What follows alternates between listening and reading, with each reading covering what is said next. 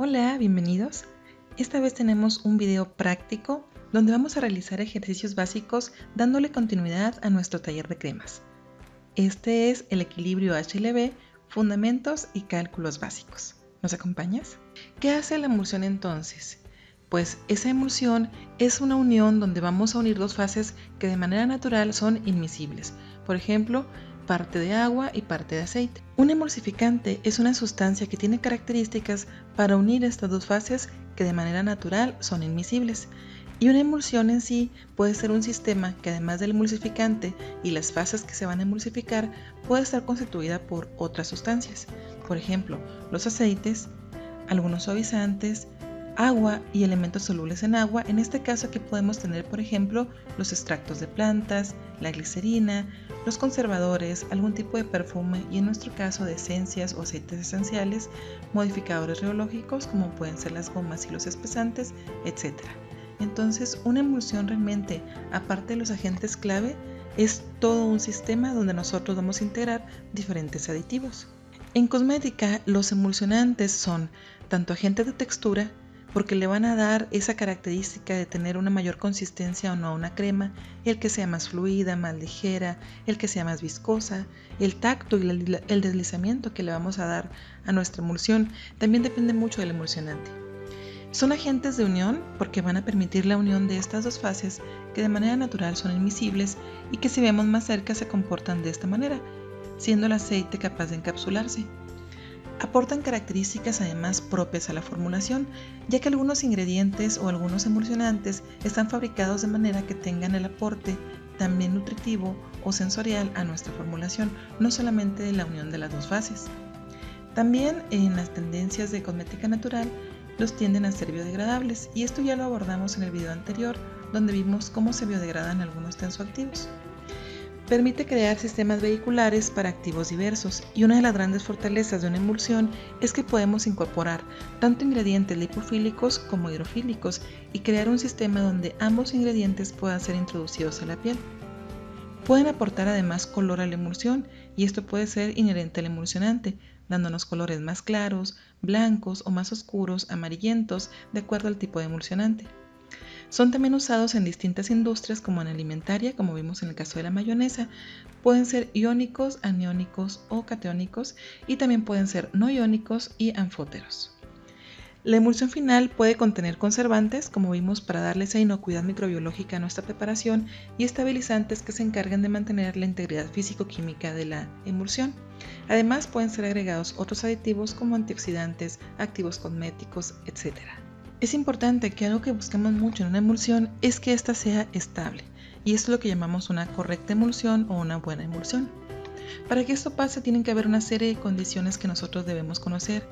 Básicamente tenemos que tener una estabilización termodinámica y para eso estamos utilizando los tensoactivos, que permiten que esa estabilización haga que esas dos fases inmiscibles permanezcan unidas y estables como una sola fase. En la parte de estable significa que no se desestabilice, o sea, que no se pierdan las propiedades uniformes, que éstas no recurran a fenómenos como la coalescencia y otros que abordamos también en el video de estabilidad. Fases donde el sólido se humecte mejor. Es muy importante saber que van a existir varias reglas que nos permitan saber si una emulsión es estable o no y también saber qué tipo de emulsión tenemos. También tenemos que perseguir una estabilidad electrostática y estérica. Y aquí es donde aplica una regla que es la regla de Bancroft. Esta regla de Bancroft nos dice que no es la fase que más predomine o la que tenga más volumen la que nos dice el tipo de emulsión que tenemos. Si tenemos más agua, no es una emulsión de aceite en agua, y si tenemos más aceite, no es una emulsión de agua en aceite.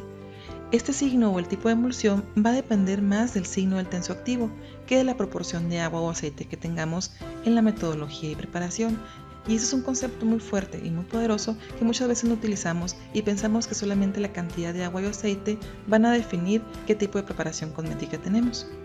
Básicamente en la regla de Bancroft tenemos que la fase donde el tensoactivo sea más soluble es donde vamos a tener el tipo de solución que vamos a realizar. Como vimos, existe una clasificación general de los tensoactivos por cargas y esto es una carga de un tensoactivo aniónico en general va a ser una carga negativa. Una carga de un tensoactivo catiónico va a ser en general una carga positiva. Un anfótero va a tener tanto una carga positiva como una carga negativa y uno iónico no va a tener la carga o no se va a basar en esas sus características. Ahora viene el efecto emoliente, y es que una de las principales características en una crema es el aporte de emolientes, y esos emolientes por lo general están relacionados a algunos compuestos como los aceites. Eso está relacionado con las sensaciones de suavidad, elasticidad, capacidad de propagación en la piel y también del brillo. Algunos de los efectos emolientes que tenemos o de los elementos que nos dan este efecto son los hidrocarburos, que pueden venir de restos animales, vegetales, minerales o sintéticos, los alcoholes grasos, los ésteres y algunos derivados de la silicona, que en el caso de cosmética natural no son utilizados. Tenemos que saber también que tenemos opciones diversas al momento de elegir un emulsionante. En este caso, depende tanto de la casa productora como del producto final, por lo cual el nombre comercial prácticamente no nos dice nada sobre el ingrediente, tenemos que ir al INCI del mismo, pero algunos de los nombres que más destacan son los Olivem, las lecitinas de soyas, los Polawax, que en este caso son etoxilados y hay que considerarlo, las lanolinas, los Montanov, las cerebralinas, el alcohol cetílico y cetoesterílico o la cera Lanet, el esterato de glicerilo, ester de sucre, BTMS, ceras emulsionantes, Frutelan, Emulsan, Lamcreme, Sucragel, etc. Y tenemos aquellos emulsionantes que son los naturales y los no tan naturales. Por ejemplo, los que se consideran como los más naturales son algún pseudoemulsionante como la cera de abejas, la cera valina que deriva de la cera de abejas, la lecitina, la lanolina que ya viene en menor uso y las saponinas. Y tenemos aquellos que ya están combinados con productos naturales que ya son una especie de síntesis y que son los que conocemos como los no tan naturales. Pero entre ellos también hay clasificaciones. Podemos tener a los ésteres de aceite naturales, el gliceril y poligliceril éster de aceite naturales, glicéridos y PEG éteres de aceite naturales, alquiliglucósidos, ésteres de glucosa y sacarosa, aparte de los derivados de silicona, que la mayoría en general lleva algo natural en su composición, a excepción de la silicona. Pero vamos a ver cuál es la empresa y después algún ejemplo de sus líneas principales. Por ejemplo, está Azelis, que es la casa comercial, con Belanova Muls, Alpha Chemicals con los famosos Sucragel, B&T con los Olivem y toda la línea de los Olivem, Cognis con la Meform y Emulgate, Croda con Arlacel, Evonik con los líneas Tegocare, Desert King con Andean Ultra, DSM con los Anfisol, Fiberstar con Emulsin 5, Garefoss con Emulgin Kappa, Gova con la línea Neocare, Inolex, Calikim con la línea que se parece mucho al Olivem, que es Olive Oil, Lonza con la línea KFG, Lucas Meyer, Cepic con la línea muy famosa que es la línea Montanov. Como vimos, Montanov es una línea de la marca Cepic. Entonces, ellos son las empresas principales que están haciendo actualmente los emulsionantes para cosmética natural y por lo general van a ser a lo que nosotros nos referimos como los fabricantes. Estas páginas son muy interesantes, que son las de los fabricantes o los de los distribuidores, porque nos dan la función y la guía para saber tanto la función como la aplicación de nuestros emulsificantes. Y esto es un apoyo principal y que tenemos que tener siempre impreso y a la mano cuando vamos a formular. Ahora veamos los prerequisitos como tal. Tenemos que, antes de poder hacer los cálculos de este equilibrio lipofílico e hidrofílico, vamos a necesitar saber qué tipo de emulsión queremos hacer. También la estabilidad, que es el tiempo de duración de tu emulsión, y los estabilizantes que vamos a utilizar, si se requieren o no. Vamos a tener que tener en claro la textura final del producto y los sensoriales que queremos obtener. También tenemos que evaluar incompatibilidades con reactivos, ya que si vamos a utilizar ácidos, álcalis, sales, electrolitos o simplemente activos que no son compatibles o con el calor o con cierta fase de nuestra emulsión, puede haber ahí algún desfase. Siguiente, tenemos que saber si queremos un producto que no sea tóxico, que no sea irritante y qué tan biodegradable es. Ya habíamos visto algo del ecodiseño y cómo integrarlo en la formulación. Eso es otra de las cosas que tenemos que tener en mente. La temperatura, el procedimiento general y el tiempo de vida útil de nuestro emulsionante, el costo y sobre todo, podemos tener 1000 cosas en mente, pero si no está disponible en nuestra área, pues no lo vamos a poder utilizar. Entonces, el costo y la disponibilidad en tu área. También tenemos que saber que hay talleres que se ofrecen sobre la posibilidad de poder elaborar por síntesis caseras la mayor parte de los emulsionantes. Otro punto importante es que algunas veces los fabricantes nos proporcionan información muy valiosa sobre nuestro material. Por ejemplo, esta es información para el Esigel, que es un ingrediente gelificante con propiedades emulsificantes y que proporciona texturas innovadoras para cremas que son tipo gel. En este caso, ellos nos incluyen la compatibilidad con alto rango de pH y cómo puede haber una caída de la viscosidad si también aumenta el pH y dónde podemos obtener la máxima estabilidad de nuestro producto. Por ejemplo, aquí se logra de 6 a 7, obtenemos la máxima viscosidad y se va a perder la viscosidad en pHs muy bajos y en pHs muy altos. Esta gráfica nos es muy útil a nosotros para saber, por ejemplo, cómo trabajar de acuerdo al pH. También nos van a dar una gráfica radial donde podemos ver algunas características de la emulsión y cómo se va a comportar, con qué parámetros se va a comportar y hacia dónde va a tender a actuar nuestra emulsión cuando trabajamos con el esigel. Y finalmente viene el índice del esigel. ¿Qué hace el sistema HLB y por qué es el título de esta presentación? Pues déjenme comentarles que el sistema HLB es una guía más de decisiones que podemos tomar dentro de nuestro proceso de formulación. Hay muchos factores que tenemos que tener previamente, como ya vimos en las diapositivas anteriores. Sin embargo, el equilibrio HLB fue introducido en 1949 por el químico William Griffin, que trabajaba para una compañía llamada Atlas Powder. En esa compañía, él introduce mediante un artículo el sistema HLB, que significa balance hidrofílico-lipofílico. Este sistema te permite asignar un número al ingrediente o a la combinación de ingredientes que quieras emulsificar y por lo tanto elegir un emulsificante que tenga un número igual o cercano en más o menos 1 unidades. Por ejemplo, un 7 puedes elegir un 6 y un 8. De acuerdo al sistema HLB, todas las grasas y aceites tienen un HLB requerido o HLB-R, R por requerido. Por ejemplo, para emulsificar aceite de soya, el HLB requerido es de 7. Deberé usar un emulsificante o una mezcla de emulsificantes que tengan un HLB cercano al de la soya, que sería 7. Entonces podría ser un 6 o un 8. Los valores de HLB además se caracterizan por ser aditivos. Se pueden sumar los HLB de diferentes aceites o diferentes ceras en una emulsión y se van a calcular en base a la fase oleosa, no en la fase acuosa. Es importante conocer también las limitantes para cualquier método que vamos a utilizar, no tomarlo como el único método que existe. Saber que el método HLB es un método también muy antiguo, data de 1949 y ha tenido ciertas críticas desde los años 70. Uno de ellos es el método Pitt, que el método Pitt se creó, también conocido como emulsiones Pitt o método de inversión de fases, se creó para evaluar otras características que Griffin dejaba de lado, como la estabilidad de las emulsiones a través de las temperaturas, y se le han hecho varias modificaciones. Para aceites esenciales, por ejemplo, el Pitt no es redituable, ya que trabajan con altas temperaturas en las evaluaciones y los aceites esenciales son volátiles. ¿Qué significan los números de los emulsificantes? En el sistema HLB, a cada emulsionante se le asigna un número o su HLB. Este valor es una expresión del balance de la fuerza y el tamaño de los grupos, tanto lipofílicos como hidrofílicos. Lipofílicos, aquellos que tengan tendencia o afinidad para unirse a las grasas, e hidrofílicos, aquellos que tengan tendencia para unirse al agua. Los emulsificantes consisten en una molécula que combina ambos grupos, por eso un emulsificante puede unir los dos grupos, porque tiene grupos tanto afines al agua como afines al aceite. Un emulsionante lipofílico, por lo general, tiene valores por debajo del 9. Y de 9 a 11 se consideran grupos intermedios y por arriba de la escala, en el 11 hacia arriba, se consideran que son emulsionantes con tendencia hidrofílica. Ahora tenemos el HLB relacionado a la solubilidad. Tenemos que considerar que el HLB está determinado por la capacidad que tiene de disolverse la parte soluble en la parte de aceites. Un alto HLB significa que es más soluble en agua y son aquellas sustancias que son tendientes a solubilizar aceites, que tienen acción detergente y en general características acuosas. Un bajo HLB son solubles por lo general en aceites, son las de emulsiones W/O y son para acoplar materiales acuosos a un medio aceitoso. Si nosotros vemos esta tabla, podemos ver que hay diferentes usos asociados a los rangos de HLB.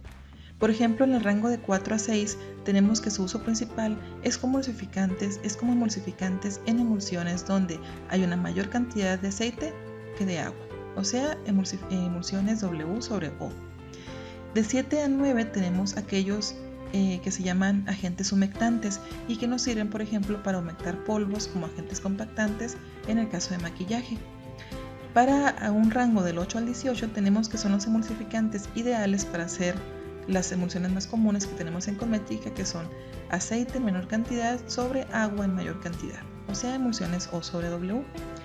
Del 13 al 15 tenemos aquellos que tienen comportamiento detergente, del 16 al 18 solubilizantes de fragancias y aceites esenciales, y del 10 al 18 en general solubilizantes. Esto es, que nos ayudan a solubilizar pequeñas moléculas de aceite en una fracción que es más bien acuosa. En la parte de abajo podemos ver una ilustración ya en colores donde vemos dónde está cada uno de ellos ubicados: agentes humectantes, emulsiones, detergentes, solubilizadores. Y vamos a encontrar que de acuerdo a la fuente que nosotros consultemos va a haber variaciones de 1 o 2 puntos en los rangos generales. Por eso nos ponen el HLB como un rango más que como un valor exacto. Y como todo, existen excepciones, porque algunos excelentes detergentes van a tener un HLB de 11 a 13, por ejemplo. Ahora, un punto y aparte, como una cápsula informativa, es cómo se determina el HLB de tu emulsionante. Hay que tener en cuenta que cómo se llegó a estos valores, básicamente. El número por sí mismo proviene del sistema EASY para la mayoría de los emulsionantes no iónicos, e indica el porcentaje en peso de la proporción hidrofílica del emulsionante. Por ejemplo, si un emulsionante fuera 100% hidrofílico, tú esperarías que el valor de HLB fuera de 100, pero en el sistema EASY se le da un valor de 20, o sea que el que es 100% hidrofílico se le daría un valor de 20, con un factor de reducción de 10 entre 5, o sea 20. Y esto es porque es más fácil manejar números pequeños que números grandes. De manera experimental, teórica, se haría el peso total de una molécula, se vería, y después se calcularía el peso solamente de los grupos hidrofílicos y se dividiría ese número entre el total del peso de la molécula, y eso nos ayudaría a darle el valor. Ese valor que nos queda de porcentaje de hidrofílico se divide entre 5 y ya nos daría el valor de HLB para ese compuesto o ese emulsionante. Ahora, en los iónicos, como vimos, esto es en los no iónicos, en los iónicos es distinto, no se calcula por el peso y le puse que son rebeldes por naturaleza. En los tipos iónicos no aplica el porcentaje en la parte hidrofílica, ya que se pueden contar en baja cantidad la cantidad hidrofílica, pero como estos son capaces de ionizarse, o sea, de separarse en solución acuosa, le da más énfasis a esta porción y hace que sea más activa aunque sea más pequeña. Método experimental. Ahora, si ellos tienen el método teórico para poder calcular un número, también existen series de métodos experimentales. Aquí solamente vamos a abordar uno de ellos, que es el de dispersabilidad, y es uno de los más sencillos, aunque también es uno de los más inexactos. Por ejemplo, esta tabla del HLB por dispersabilidad te dice, más o menos para calcular el HLB, si tú dispersas esa solución en agua y no se dispersa, tendría un valor aproximado de 1 a 4, por ejemplo el colesterol, que es 2.7. Si cuando tú dispersas ese material en agua es una dispersión muy pobre, tendría un valor aproximado de 3 a 6, por ejemplo el SPAN 80, que tiene un valor de 4.3. Si cuando tú dispersas esa materia en agua se produce una dispersión lechosa, pero que se une solamente después de una agitación vigorosa, tú tienes un valor aproximado de 6 a 8. Si después de que tú lo dispersas se establece una leche que es muy estable, tienes un valor de 8 a 10. Y si después de que lo dispersas es translúcido o claro, tienes un valor de 10 a 13. Y si es totalmente claro, como el cristal, te quedaría un valor de 13 en adelante. Y para esto, pues el valor sería equivalente al del laureosulfato de sodio, que es un detergente. Ahora, nosotros tenemos dentro de las páginas de los fabricantes y en general en internet mucha información que nos puede ayudar en nuestra formulación. Tenemos, por ejemplo, el nombre, el tipo de emulsión que se favorece, si requiere o no el uso de un coemulsionante, la dosificación, la fase en la que se coloca, la temperatura en la que se trabaja, el valor de pH en el que se estable, etc., ¿no? Y también para qué tipo de cuidado personal o de formulación es adecuado. Por ejemplo, el AMID S18 para cuidado del cabello y para las mascarillas y compuestos fluidos, etc. Entonces nosotros en internet podemos encontrar una gran información sobre nuestro emulsificante. Ahora, estos datos no incluyen el HLB requerido en cosmética natural, y esto es que hay un HLB que se requiere de cada ingrediente para hacer match con el emulsionante que vamos a utilizar. En este caso viene la nomenclatura del INSI y el HLB requerido o RHLB más menos 1. Esto es el aceite, por ejemplo, el aceite de almendras tiene un HLB requerido de 6. El aceite de canola, el aceite de coco, etc. Esto los podemos encontrar en internet, estas tablas, y algunas más completas que otras. Ahora, el HLB para emulsionantes utilizado en cosmética natural, de los más conocidos, por ejemplo, es para el ácido esteárico un 15, para el alcohol cetoestearílico un 14, para el Montanov 68 un 10, para el Olivenil 10 y para el alcohol cetílico un 15. Aquí realmente es 9.9. Y ahora vamos a hacer el procedimiento de dos formas. Vamos a hacer tanto el procedimiento manual de cálculo como un procedimiento utilizando una herramienta electrónica que es la calculadora HLB.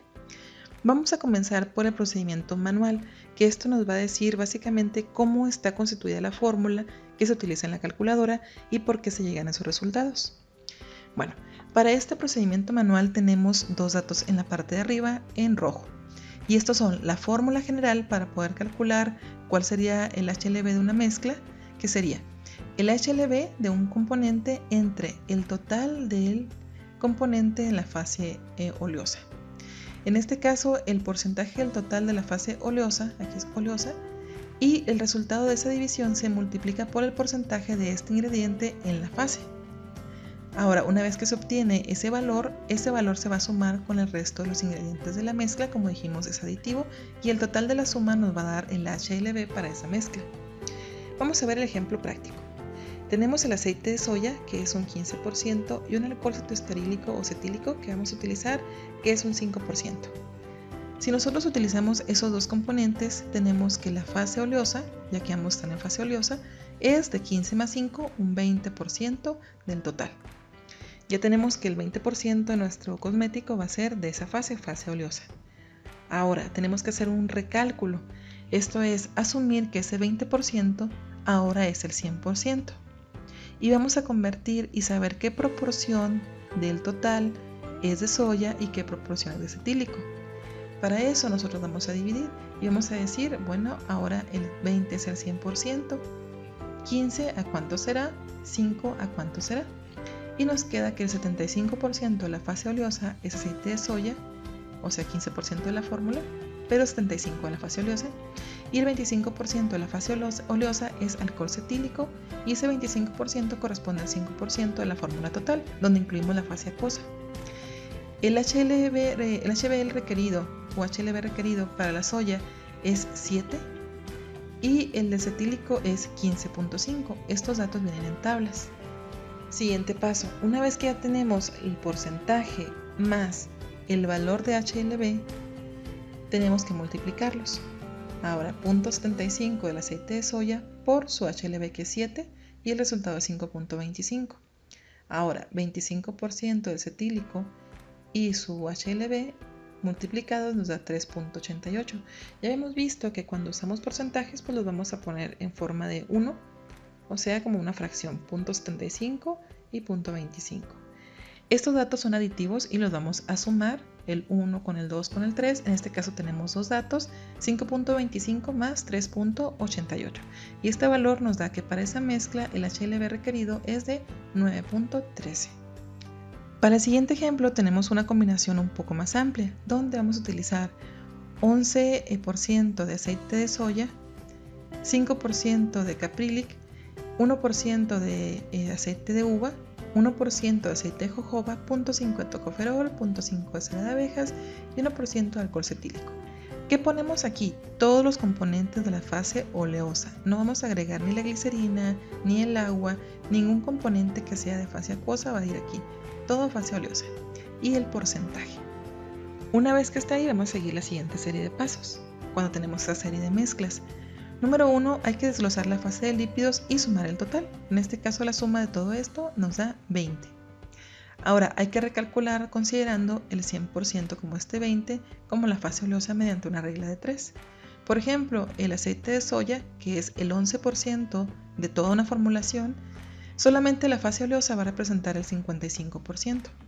Esto es diciendo que este 20% es el 100%, entonces el 11 ¿a cuánto será? Y así sacamos de cada ingrediente. De esta manera también vamos a buscar el HLB de las tablas que se requiere para cada uno de ellos. Vamos a buscar el HLB de cada uno de estos.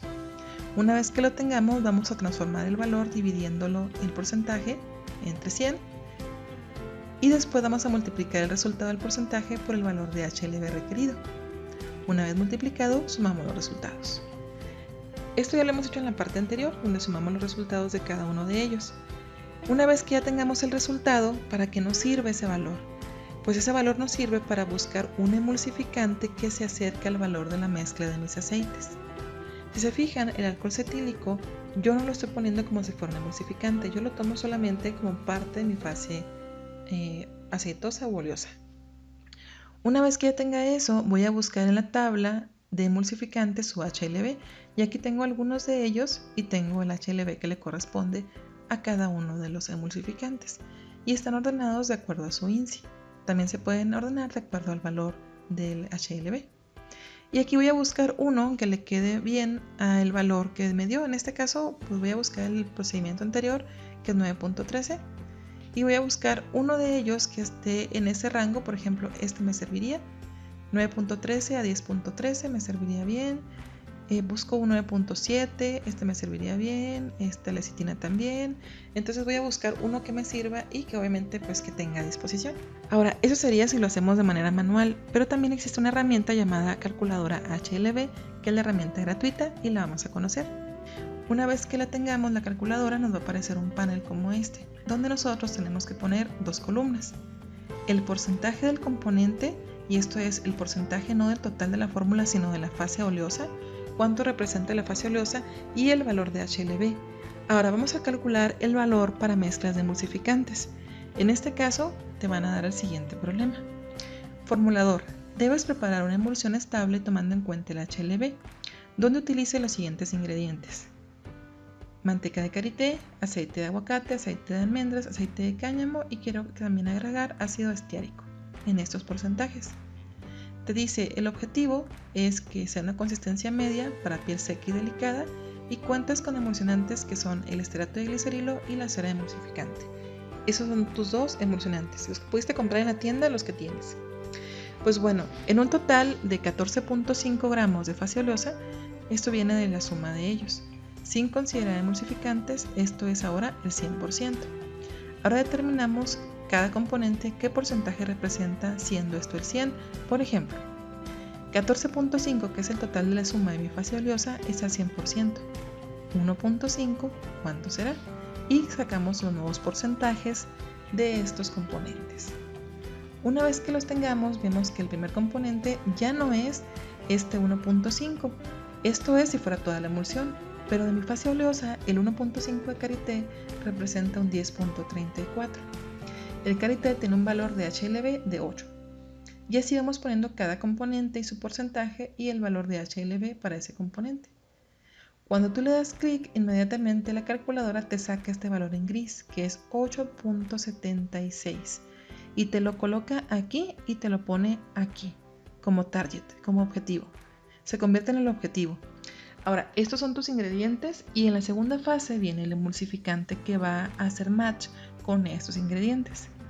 En este caso, para calcular la proporción de emulsificante que tienes que poner, tú tienes que poner la mezcla de emulsificantes. Si nada más tienes uno, nada más quieres usar oliva en mil, o nada más quieres utilizar esterato de glicerilo, etc., solamente vas a llenar un campo. En este caso solamente tiene para mezclar dos emulsificantes, entonces esta es la limitante de la calculadora. Vas a poner el emulsificante número 1 y el emulsificante número 2, pero sus valores de HLB. En este caso, pues es el valor de HLB para el monoesterato de glicerilo 3.8 y para el cera emulsificante 15.2. Entonces eso nosotros los ponemos aquí y aquí. Cuando lo tecleamos, este valor ya viene de arriba, automáticamente la calculadora lo va a poner. Y aquí tenemos la cantidad que te va a dar. Esos son los resultados de la calculadora. En cuanto le des clic como calcular, te va a dar esta proporción y esta proporción. Ahora, ¿qué significa que te diga 56.49 y 43.51? Son las proporciones en las que los vas a poner. ¿Y esto cómo lo hacemos? Bueno, si consideramos que la mezcla debe de ser de 56.4 redondeado y 43.5 de cera, ¿qué porcentaje de emulsionante debo colocar? Pues bueno, voy a establecer primero en mis hojas, en mis apuntes, qué porcentaje quiero utilizar de acuerdo a la textura que quiero lograr en mi crema. Ya habíamos visto en el problema que queremos una consistencia media para la crema, que no sea ni muy acuosa ni muy densa. Entonces una consistencia media por lo general se logra con un 6% de emulsionante. Entonces, para una emulsión equilibrada vamos a poner un 6% de emulsionante. Esto lo vas a decidir tú. Ahora, si el 6% es el 100%, ¿qué proporción representa el 56.4% o 56.49%? Y esto en gramos es 3.38. Si hacemos lo mismo con el segundo, 6 gramos es a 100%, ¿cuánto será a 43.5? Nos da el segundo valor, o simplemente de 6%, 6 restamos el primer valor. 6 menos este valor te da 2.62 gramos de cera emulsionante. Y así, si se fijan, son complementarios, estos dos suman 6. Vamos a tener la proporción de los emulsionantes que mejor se lleve con nuestra fase oleosa. Y eso sería 3.38 gramos de monoesterato con 2.62 gramos de cera emulsionante. Esto sería un 6% de emulsionante que se llevaría adecuadamente con nuestra fase oleosa en esos porcentajes. Ahora, es importante saber que para determinar este valor del 6, nuevamente en las casas productoras nos dan mucha información de qué porcentaje es el óptimo para lograr determinadas emulsiones. Por ejemplo, aquí en este que es de cremas caseras, nos dicen que para el oliva en 1000 de 1.5 a 3 logras emulsiones muy ligeras y de 3 a 8 cremas y lociones. Entonces esa información la sacamos de las páginas de los proveedores. Terminando, vamos a hacer el diseño de la fase oleosa y luego con esa fase oleosa hacemos el diseño de la acuosa y de los activos. Por ejemplo, ya hemos dicho que queremos esta cantidad en la fase oleosa porque es lo que nos dice el problema. También sacamos que vamos a tener 3.4 de monoesterato y 2.6 de cera emulsionante. Ya tenemos una gran cantidad avanzada. Pero ahora viene la fase acuosa. Yo en la fase acuosa voy a continuar con mi diseño de acuerdo a lo que quiero perseguir y decía que quiero una emulsión que sea para piel delicada y seca. Entonces ya calculé yo este tipo de aceites. Me gustó aguacate, por sus características, la cantidad de oleico que tiene las almendras. Agregué 2 emulsionantes que van a acuerdo a mi fase oleosa. Ahora voy a diseñar mi fase acuosa. Voy a agregar un 2% de glicerina, un 5% de extracto de caléndula para esa piel sensible, gel de aloe vera en un 5%. Cuando ya tengo todo esto sumado, dejo el agua pendiente, el agua todavía no la tengo. Ahora veo la fase de activos. Voy a agregar en este caso para fase fría el conservador en un 0.4% y aceite esencial a un 0.1%. Aquí también podía poner un 1% de vitamina E si yo quería. Entonces aquí imagínense que hay un 1% de vitamina E también. Y ahora sumamos todo y le restamos de 100 o 100 menos esto y ya nos va a dar el valor del agua. Recuerden siempre que el valor del agua es el último que se escribe porque resulta de quitarle a 100 el total de todos nuestros demás ingredientes. Entonces ya por diferencia me queda 67% y ahora sí, todo sumado me da el 100% de mi formulación. Vamos a los pasos resumidos. Número 1. Establece los objetivos de tu emulsión, así como parámetros deseados, funcionalidad y consistencia. Número 2. Identifica los reactivos a utilizar, sus valores tanto de porcentajes máximos permitidos en cosmética, aquí entran en juego otras variables como seguridad, toxicología, valores de biodegradabilidad, etc., así como los valores de HLB y HLB requerido. Número 3. Realiza los cálculos y obtén las fórmulas porcentuales tentativas. Número 4. Realiza un prototipo a pequeña escala de 50 a 100 gramos de crema para que tú evalúes si te funciona o no tu cálculo. Y número 5. Realiza pruebas de estabilidad y con el envase final para que sepas que hay una compatibilidad entre la fórmula y el envase. Este es un diagrama que te indica de manera general cómo se realiza una crema ya en la fase experimental. Y este sería un método que no sería el one pot, porque el one pot todo lo pone en un solo recipiente, pero aquí tendríamos que formulamos la fase acuosa, la fase oleosa por separado, calor y agitación, llevamos a una temperatura parecida, homogenizamos, dejamos enfriar, agregamos los conservantes, fragancias, antioxidantes y en general todos los ingredientes termosensibles, ajustamos el pH y esto se puede hacer antes de agregar el conservante. También se puede ajustar el pH antes y agregar el conservante ya cuando esté el pH ajustado. Volvemos a ajustar el pH, corregimos y filtramos. Si es necesario filtramos, empaquetamos y listo. Podemos evaluar la estabilidad de nuestra crema a las 24, 48 y 72 horas, porque muchas veces la consistencia va cambiando conforme pasan los días. Bueno, esto es todo por mi parte. Deseo que les sirva mucho la forma en la que explicamos este tema y que lo puedan aplicar en su formulación diaria. Como siempre, un abrazo.